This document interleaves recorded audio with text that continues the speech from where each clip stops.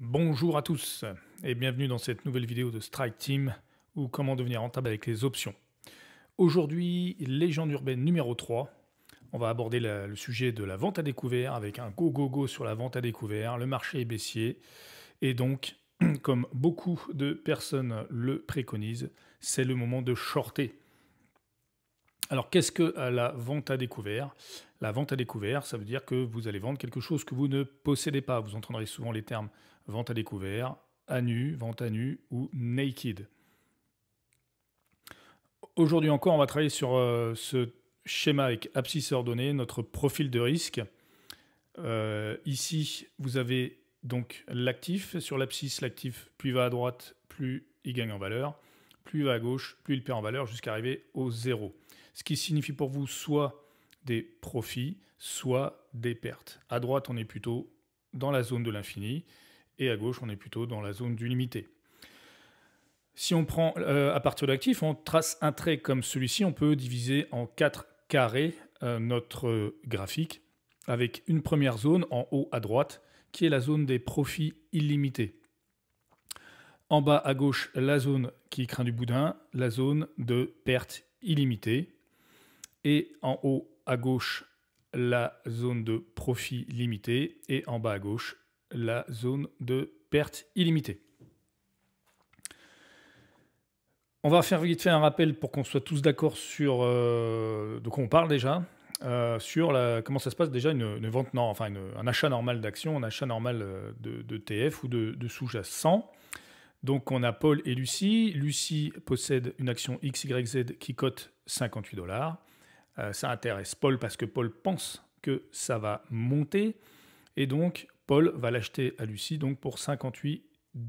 Donc Paul va se retrouver avec l'action possesseur de l'action XYZ. Et lui, il aura un solde débiteur de 58 $, puisqu'il aura acheté, donc donné 58 $ à Lucie. Paul a raison, l'action est montée à 60 $, c'était son objectif. Et du coup, qu'est-ce qu'il va faire? Il va vendre cette action à Lucie pour 60 $. Lucie se retrouvera de nouveau possesseuse de l'action XYZ. Et Paul aura un crédit du coup de 60 $, ce qui lui fera une plus-value de 2 $. Voilà pour le principe. Au niveau du risque et du rendement, ça nous donne un trait comme ça, avec des profits illimités d'un côté. Pourquoi des profits illimités? Parce que si l'action XYZ qui cotait 58, finalement elle fait x2, elle fait 100%, et qu'elle cote aujourd'hui 116, et ben Paul va la revendre à Lucie 116. Lucie se retrouve avec l'action XYZ. Et lui, ça lui fait un crédit de plus 116 $, soit une plus-value de 58 $. Il a fait x2, il a fait 100% de performance. Au niveau du risque, ça nous donne quoi? Toujours la même pente et la même courbe de performance et de risque. On a une perte limitée. Une perte limitée, pourquoi?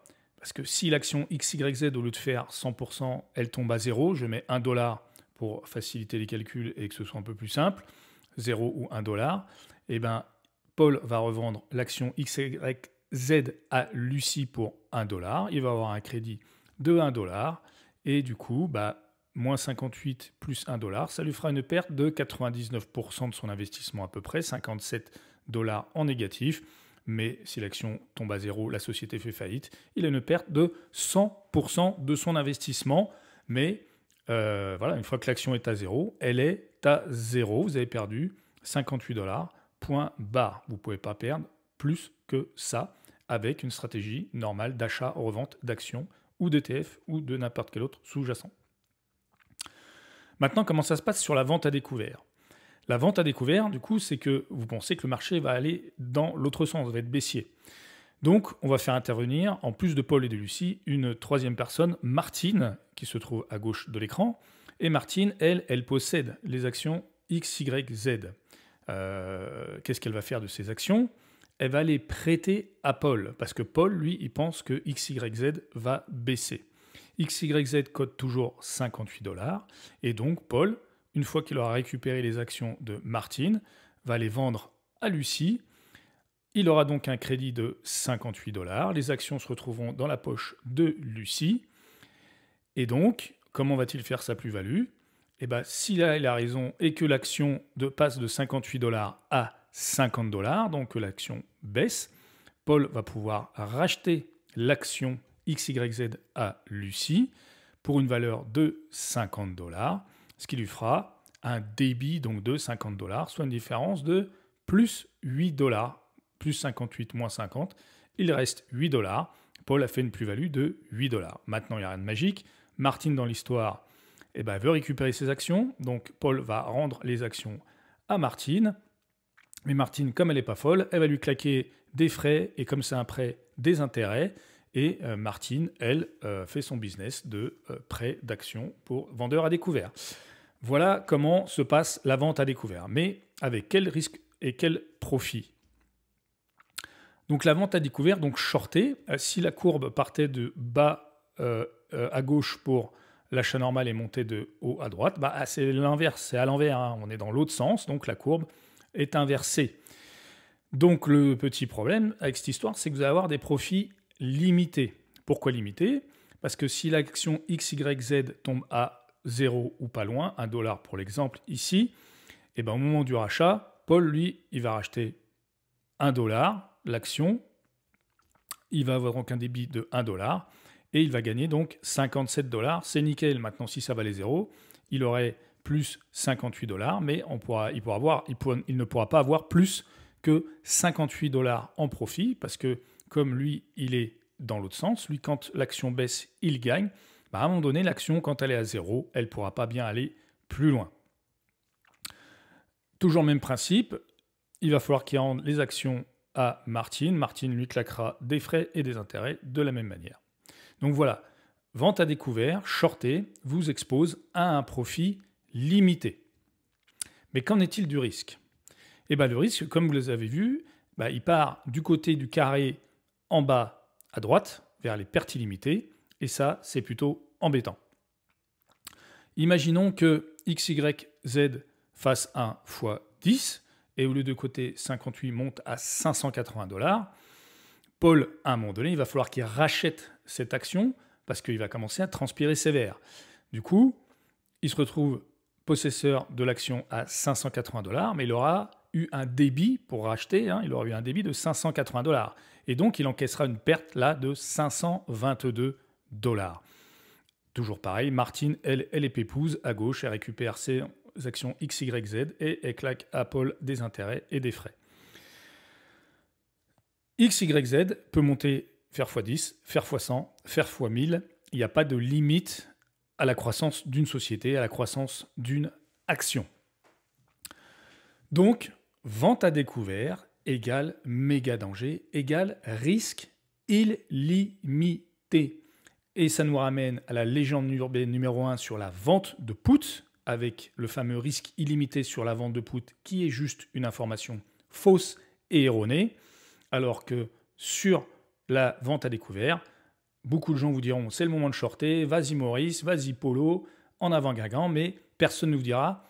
Cependant, je te signale que tu t'exposes à un risque illimité. Donc faites bien attention aux personnes qui vous incitent à shorter le marché, à vendre à découvert, parce qu'en aucun cas, ils ne vont vous informer, vous dire « je t'envoie ce signal, je te conseille, même si ce n'est pas un conseil, je t'invite à vendre à découvert, à shorter le marché », mais en aucun cas, ils vont vous dire « oh là là, attention, si tu fais ça, tu as un risque de perte illimité, parce que sinon, vous ne le ferez pas ». Donc là, c'est plus une question de l'intérêt de la personne qui vous donne ce pseudo-conseil. Bien évidemment, c'est à vous de voir. Voilà. Néanmoins, vous savez maintenant, aujourd'hui, que quand vous vendez à découvert, vous êtes exposé à un risque illimité, alors que quand vous vendez un put, légende urbaine numéro 1, vous vous exposez à un risque limité à votre investissement. Mais j'ai envie de dire, et je vous invite à regarder la légende urbaine numéro 1 sur la vente de put, comme n'importe quel autre achat d'actions, achat d'actifs. Si l'actif tombe à 0, vous avez investi 100, vous êtes exposé à un risque de 100% de perte de votre investissement. On va voir ce que ça donne dans la vraie vie. La semaine dernière, donc, on a la société chinoise Tsingshan qui a perdu donc, 8 milliards de dollars sur le nickel. Elle dépasse les pertes du dernier record qui était de 2 milliards de dollars qui avait dû avoir lieu en 2006, si je me rappelle. Et donc, elle dépasse donc 2 milliards, 8 milliards, elle dépasse de 6 milliards le dernier record.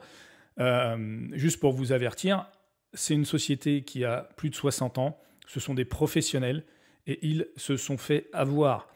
Donc, ça veut dire aussi qu'il faut rester humble et modeste par rapport à tout ça. Si des professionnels qui ont plus de 50 ans d'expérience arrivent à se faire avoir, imaginez-vous, simple particulier, ce à quoi vous vous exposez. Qu'est-ce qui s'est passé pour ces Chinois ?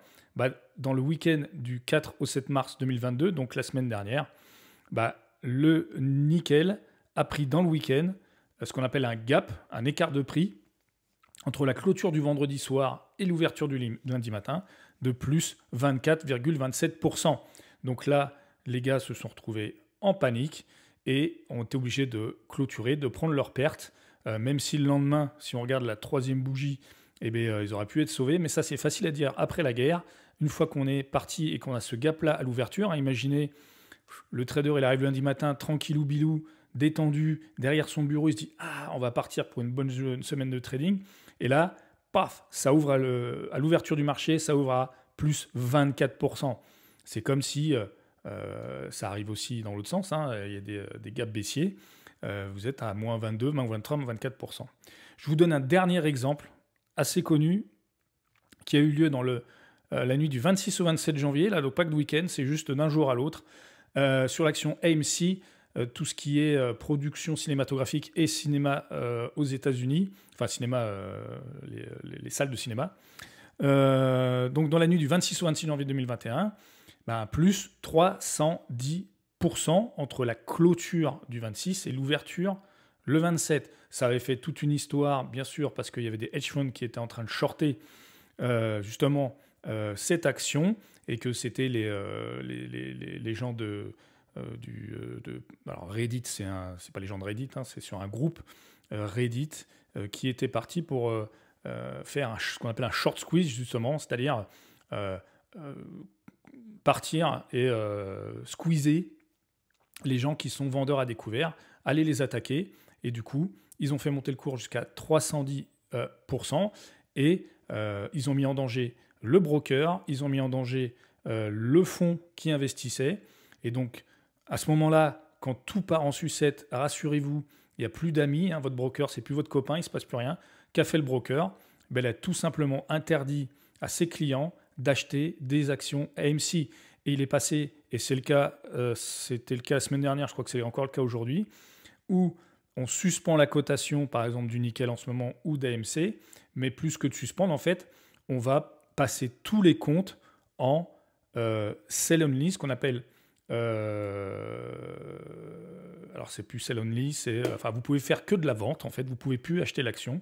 Votre broker vous impose comme choix que de vendre. Alors vous avez toujours le choix de faire ou pas faire, mais il n'y a qu'un ordre qui est possible, qui est la vente, qui est, le terme c'est leak only, liquidation only, leak only, et votre action se retrouve dans ce sens-là, parce que là, forcément, le broker, il risque la faillite tout simplement, et le hedge fund aussi, et à ce moment-là, tout le monde reprend en main, et là, entre l'intérêt de votre broker et votre intérêt, rassurez-vous, c'est pas vous qui allez gagner. Voilà. J'espère que cette vidéo vous a plu. Une fois de plus, c'est pas pour vous dire c'est noir, c'est blanc, c'est juste vous signaler, vous éveiller et vous dire attention, il y a beaucoup de choses qui sont dites, notamment sur les options, où on va vous dire c'est risque illimité, c'est super dangereux, n'y allez pas, alors que tout le monde, entre guillemets, vous dit d'aller shorter. Et là, personne ne vous arrête sur aucun risque, tout va bien. Le risque est le même que si vous achetiez une action lambda, ce qui n'est absolument pas vrai. Je vous remercie de votre attention, je vous souhaite une excellente fin de journée, je vous dis à très bientôt. Ciao! I've got an itch I can't scratch, I'm missing a piece that completes a whole part of me, an open wound scar to see. Everybody come here, gather round, welcome to the freak show, the best in town. What the hell's wrong with me? I don't get along with anybody, honestly. I've been living in my own head constantly, thoughts jumbled round, think I need a new lobotomy. Wait, all these thoughts are too negative. I don't wanna get lost in the sedative. Gotta show them what I got, I'm competitive. You know I'm about to go off, I won't let them win, I'll take a stab. I wanna chase a bag.